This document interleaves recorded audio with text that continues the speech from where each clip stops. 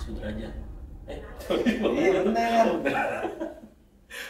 Bang Ajat, biasa panggil Bang Ajat. Nah, jadi gue mau menceritakan pada saat gue naik ke Gunung Gede via Putri. Nah, berawal dari Kampung Rambutan itu gue ditelepon, sebenarnya gue mau camping ya. Cuma karena emang ada Bang Ajat terus sama Bang Faisal mau naik gunung, jadi ya gue mengalihkan tujuan gue jadi ke Gunung Gede. Nah, singkat cerita Bang Ajat ini pas di Surya Kencana itu kena kayak apa sih, kram apa kedinginan sih? Kan keren bang, gua dari bawah tuh, dari yang pos kita ketemu anjing tuh, ya kan kita kan duduk tuh, terus sebagian teman kan ada yang pup tuh buang air kan. Nah di situ gua udah ngerasa nggak enak. Nah itu gue penasaran, maksudnya sampai sekarang tuh gue pengen ngulik karena emang Bang Ajat juga nggak cerita kan, yang gue tahu cuma kedinginan aja, terus ya udah gitu aja gitu. Makanya sekarang gue ketemu dia, gue mau nanya nih, itu awal mulanya bisa kayak gitu gimana Bang? Ini bang, awal mulanya nih dari awal memang gua nggak ngelihat kejadian yang signifikan apa gitu ya. Cuma yang pas dari awal nih, yang pas kita ketemu pos tuh yang pos kosong. Nah gua di situ pas ngeliat pos, kok kayak ada orang apa bukan gitu di tembok. Pos berapa nih? Pos yang kita baru naik tuh kan ada pos tuh. Oh, yang pos. Yang pagi-pagi kita pas baru nanjak masih perumahan kebun.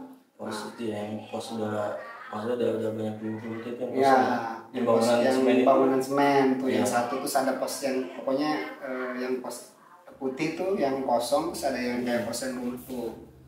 Nah di situ gue di kaca ngeliat kaca kok kayak ada orang manggil sini gitu, terus gue nggak hirauin ya, gue pikir kan itu orang biasa itu, cuma dia palanya nongol turun.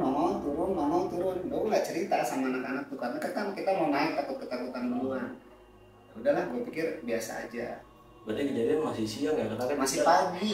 Oh pagi ya? Masih pagi. Kita kan dari terminal Rambutan tuh malam sampai subuh. Jam 5 subuh sampai base camp. Ya, base camp jam 5:30. Kita standby jalan, foto-foto terus kemudian jalan. Nah di situ gue lihat, gue pikir udah, gue nggak gua gubris gitu kan. Biasa mungkin orang kali ngeledek gitu.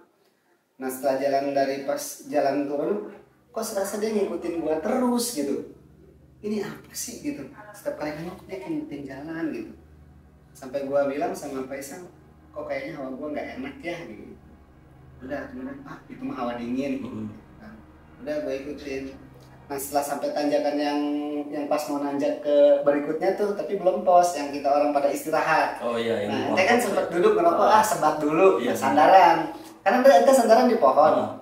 Nah saya kan sandaran pas belakangnya tuh, duduk. Diperhatiin, loh kok itu dia di pohon, kok ngikutin pohon, itu orang apa bukan gitu. Tapi kok mereka orang nggak lihat gitu. Iya berarti pikiran rasional aja, karena kan masih pagi. Saya pikir, tapi kok dia datangnya dari mana? Sedangkan saya posisi kan paling belakang, tahu sendiri. Duduk, kok dia di pohon ngeleng-ngeleng. Saya pikir itu apa sih gitu kan? Kok dia ngikutin tapi kok anak-anak nggak lihat gitu. Oh ya udahlah, dengan santainya merokok pun nggak tenang. Kayaknya cepet-cepet gitu. Ini orang apa bukan? Nah sesampainya di pos yang anak-anak ada tulisan selamat datang. Iya. Di pos selamat datang, dia jalan tapi berbalik ke belakang. Saya ini orang apa bukan sih? Yang saya pikirin tuh, ini anak-anak lihat apa enggak gitu. Ini anak-anak lihat apa enggak. Cuma dalam hati, kan ada tuh di fotonya sambil duduk saya melongo aja gitu. Itu saya mikirin, itu orang apa bukan gitu. Kalau andaikan orang, kok anak-anak nggak tegur. Dia duduk di sebelah siapa yang banyak jerawatnya tuh, saya lupa namanya, Rian apa siapa ya. Siapa yang kurus itu ya? Yang kurus, yang dia bawa tas carrier besar tapi nggak ada isinya. Iya, yang lari-lari tuh. Saya bilang, kok duduk sama dia kok, tapi dia nggak tegur gitu. Dia diam aja. Udah seiring jalan, terus jalan, yang kita ketemu pos 2 kalau nggak salah ketemu anjing. Iya. Nah itu udah mulai samar. Dia masuk ke semak-semak mau ngapain gitu kan. Terus sebagian tuh ada yang teman kita yang duduk juga, saya lupa namanya siapa, itu dipupuk kan. Oh ya udah yuk buru-buru nanti ke sorean gitu kan. Saya juga nggak ngerti karena saya juga pemula. Udah kemudian jalan di pos yang agak lebar yang ada pedagang yang sempat kita beli cireng-cireng itu masak mie. Nah dia di belakang percis si Randy. Pos berapa ya dia? Pos itu yang mau Surya Kencana kan? Iya yang mau naik ke Surya Kencana sebelumnya tuh. Yang ada pos api unggun. Iya yang bukan sebelum api unggun masih kesininya tuh. Yang masak mie makan-makan loh. Oh iya yang beli pada beli cireng tuh. Yang kayak ada apa? Ya ada kubu, ada kayak pos gitu, shelter gitu. Nah dia di sebelah si Randy. Kata saya kok dia sebelah si Randy tapi dia kok nggak tegur gitu. Saya juga nggak berani negur karena kan saya nggak kenal gitu kan. Itu orang apa bukan sih? Tapi dia ngebelakangin aja gitu, nggak mau natap muka. Nah kemudian saya disuruh sama Bang Faisal, mau cireng nggak nih, dikasih duit kan 20.000. Kemudian saya beli cireng, tapi dia ngikutin. Yang saya nggak habis pikir, ini kok dia ngikutin mulu, ini siapa sih gitu kan? Ini siapa sih, orang apa bukan? Kayak dia kayak coba megang saya cuma karena saya selalu mantau, selalu ngawasin gitu. Yang saya nggak bisa mau tanyain, saya mau nanya tapi kok saya takut gitu ya. Saya mau nanya tapi saya takut banget. Ya udahlah akhirnya saya ikutin aja. Sampai pos-pos yang mau ke atas tuh yang didorong-dorong, yang saya kena oksigen, itu udah percis di sebelah saya. Saya udah mau mati, ini orang ngapain sih? Gitu. Ini orang mau ngapain setelah sampai pas nanjak saya duduk, kan pada duduk. Itu yang hirup oksigen juga. Iya, oksigen ya hampir berkali-kali hirup oksigen. Udah sampai duduk kan saya rebahan. Dia ngajak, ayo ikut saya, kata dia gitu. Ih, apaan kok ikut kamu? Kenal juga enggak? Saya sempat bengong. Nah, si Randy bilang di sebelah saya, ngomong sama siapa sih? Gitu. Terus dia ngomong sama siapa? Masa enggak? Lu nggak lihat, kata dia. Enggak, gua mau pindah ke belah sono. Akhirnya dia pindah. Udah saya kan duduk akhirnya berdua. Udah berdua, aku makin badan saya kayak semakin nggak enak begini ya. Ini orang ngapain sih ngajak tapi tunduk gitu, nggak mau negesin muka gitu. Saya pikir warga gitu kan. Karena kan kita kan mau masuk ke gunung itu kan rumah warga dulu gitu kan. Tanpa sadar dari pos yang pertama itu dia ngikutin terus. Sampai di Surya Kencana, mau ke Surya Kencana kan saya bareng tuh sama Bang Cek tuh, saya jalan bareng ngikutin. Ih, rada enak nih, cuma dia tetap ada di belakang. Terus kan Bang Cek bilang jangan buru-buru lah katanya, anak-anak kan masih di belakang gitu. Karena nggak pernah, karena baru pertama kali ngeliat di gunung tapi jalan datar gitu kan senang. Iya enak ya jalan. Pas ketemu, ih bisa di atas gunung ada lapang luas banget gitu, karena saya belum pernah juga kan itu. Oh ini Surken, ini Surya Kencana. Oh Surya Kencana, ada gorengan tuh kan, saya sempat beli semangka juga. Gorengan. Makanya di situ kan segar banget kan, habis makan gitu. Tapi yang punya warung kan bakar api tuh. Nah di warung tuh bakar api. Jadi posisi udah nyampe mau ke Surya Kencana itu udah sore ya? Udah, iya menjelang asar. Menjelang asar. Nah pada saat bakar api saya habis makan gorengan tuh bakar api, dia percis dari yang jelas sampai ke yang hitam. Itu kayak coba masukin ke badan, cuma kayaknya nggak tahu dia nggak bisa, entah kayak gimana. Akhirnya di kerumunan api kita bareng-bareng tuh kan. Akhirnya kita jalan bareng, ayo kita takut kesorean kan. Saya ikut. Pas jalan itu sama jalan berapa langkah kemudian itu kan saya masih ngobrol, masih bercanda-bercanda kan, masih seger, masih megang-megang tongkat. Itu tiba-tiba aja, tiba-tiba blok, gelap, nggak ketahuan, udah posisi nggak sadar, nggak tahu apa yang terjadi. Ya posisi bangun, melek sadar itu besok paginya. Saya bingung, ini saya di mana gitu? Di mana ini Cilinyi? Oh iya, tadi saya bingung. Nah, kok saya sekarang tidur gitu kan, akhirnya kan bercanda-bercandakan kita gitu. Nah posisi saya bercanda itu sampai sekian udah bercanda, terus saya masak kan yang lain pada naik tuh ke atas. Saya, Bang Faisal, sama si lupa itu yang jerawat yang bawa tas juga. Nah dia itu orang ayun-ayunan, itu kan yang kemarin ngikutin saya gitu. Udahlah, udah setelah turun saya masak-masak. Akhirnya mau turun lewat Cibodas kan nggak jadi, karena ngeliat sikon saya gitu. Saya juga pikir turun ke situ kok kayaknya saya takut banget gitu, takut banget itu hawanya, takut banget. Akhirnya kata si Nana, udahlah kita nggak mungkin lewat Cibodas karena treknya pun biarpun datar terlalu jauh gitu. Ya udah gitu kan turun ada Ya kalau namanya kan tanjakan setan tuh. Iya. Apalagi pas turun kan makin Makanya itu dengerin takut gitu kan. Saya di situ pengen ngomong gitu. Aduh saya harus bilang nih gitu. Tapi saya tahan. Dan saya tahan, saya betul lagi nggak mungkin nih apa dia masukin saya lagi nih. Kejadiannya posisi saya nggak sadar mungkin karena dia kali gitu. Udah akhirnya saya tahanin diri untuk bicara. Itu udah nggak karu-karuan, otak udah pikiran kemana-mana. Posisi turun pun kayak udah diberaniin diri, gua harus cepet-cepet nyampe gitu sebelum maghrib gitu. Kamu nggak sadar sama sekali gitu pas lagi? Nggak sadar sama sekali. Kalau orang mungkin kena hipo kan awalnya mungkin menggigil apa kayak gimana gitu kan. Ya kalau Tapi itu mah gelap kan tau sendiri. Gelap saya gelap gitu dan saya nggak sadar itu saya. Jadi kalau kayak gue nih Bang Faisal melihat itu kaku gitu, jongkok udah kaku. Maksudnya mau di badan ditarik gitu juga kaku gimana? Ya itu saya juga udah kan habis dari situ udah langsung buru-buru buka tenda kan. Ya bisa nyalain api. Ya emang kejadiannya juga saya posisinya ingatnya itu jalan bareng terus bercanda tiba-tiba gelap truk udah nggak inget apa-apa lagi. Sampai bangun besok pagi terus ditanya gimana kabarnya lah saya juga bingung jawabnya apa orang saya jalan bareng-bareng kalian kok gitu.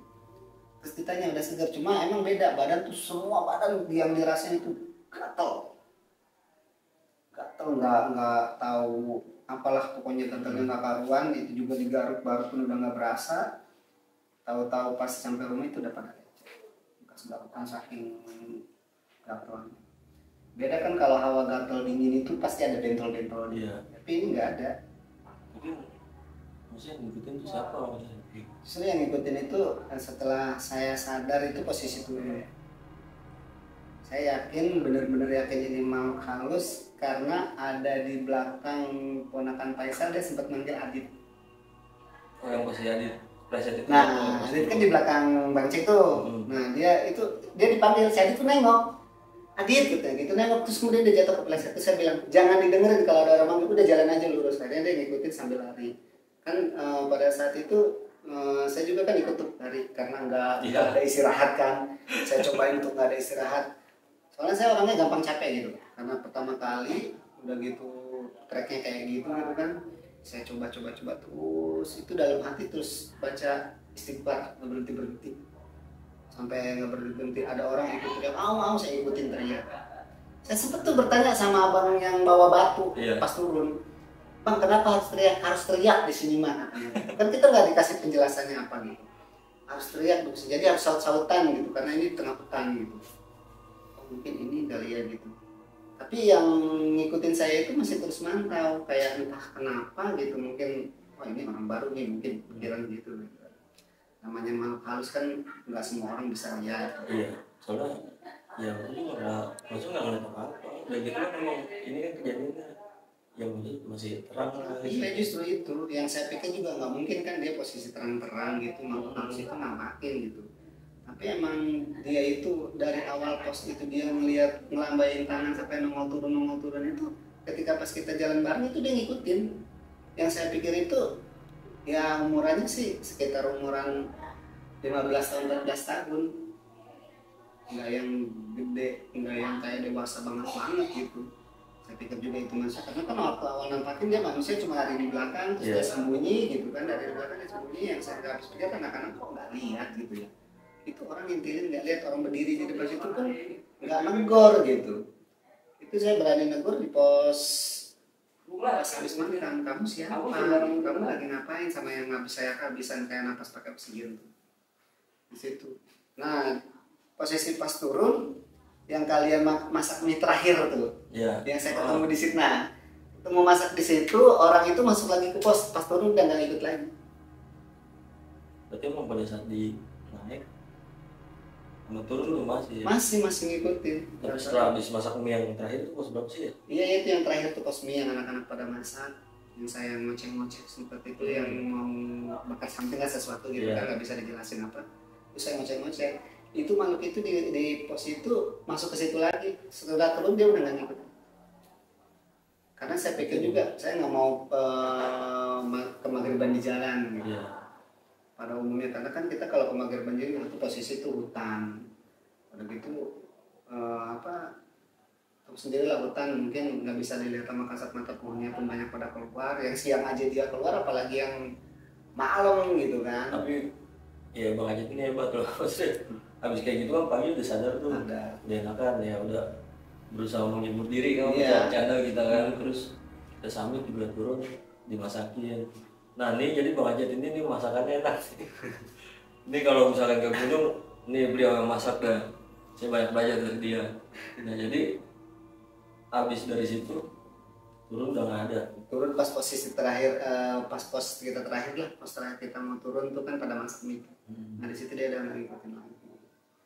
Di situ udah pengalaman ibaratnya naik gunung baru 2 kali itu diajak kebenaran baru. Mungkin kalau berdua mas saya udah kencing kali.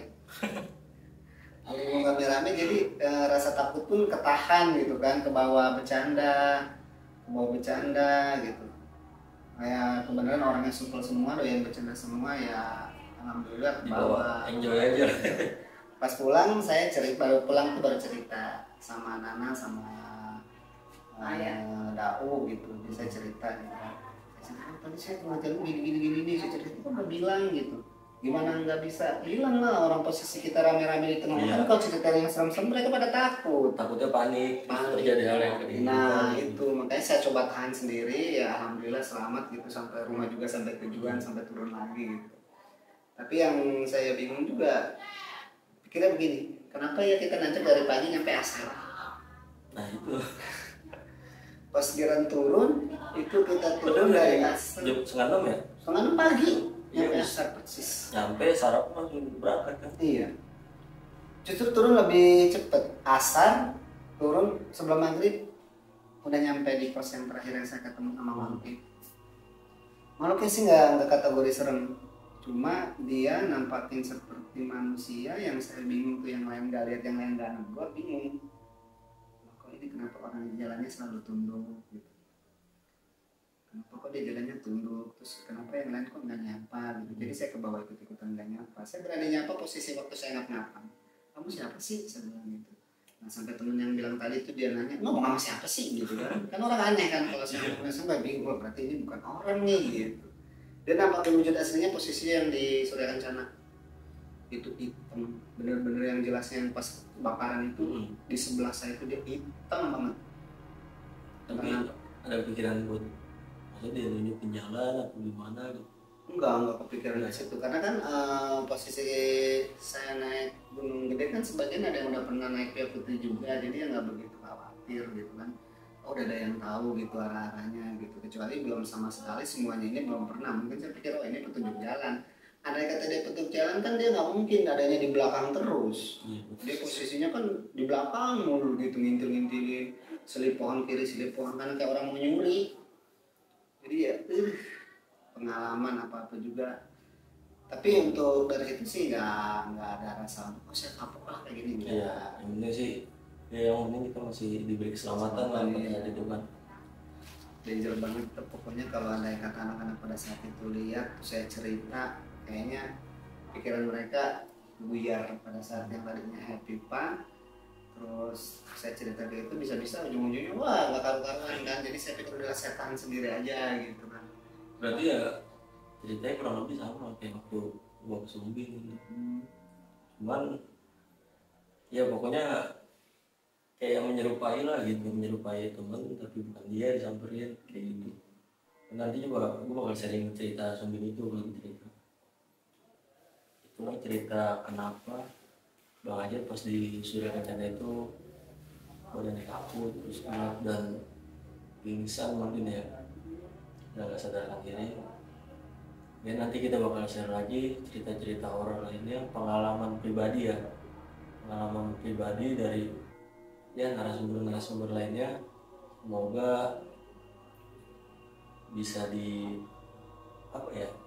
bisa diambil hikmahnya ya, bisa diambil hikmahnya. Jadi gue bikin konten horor ini bukan karena nakut-nakutin, bukan karena apa-apa, tapi karena buat pelajaran supaya kedepannya pas kita mau naik gunung itu enggak lagi lebih prepare, lebih persiapkan fisik, Visi. juga jangan sembarang bicara. Terus jangan apa lagi nih pesan-pesannya nih buat Ya, intinya sih biarpun saya pengalaman nggak banyak, intinya kalau kita untuk memasuki wilayah orang gitu ya, di situ kan mungkin juga banyak sejenis makhluk yang kasat mata gitu. Iya. Jadi kita sebelum beranjak tuh mesti membekali diri dulu, fisik, mental, ya dan semacamnya lah gitu. Kita harus benar-benar yang namanya prepare benar-benar gitu supaya nggak kejadian yang aneh-aneh gitu, nggak selamat lah intinya gitu, dari kita naik gunung sampai turun gunung gitu, selamat sampai tujuan tanpa kurang apapun gitu. Benar. Jadi ya jangan karena kita bikin video ini jadi kalian takut buat naik gunung, enggak, sebenarnya jadi buat lebih waspada dan hati-hati gitu supaya enggak terjadi hal yang gak diinginkan gitu. Oke, segitu aja. Gue Rizky Fariza. Gue Sudrajat. Salam Akarimba.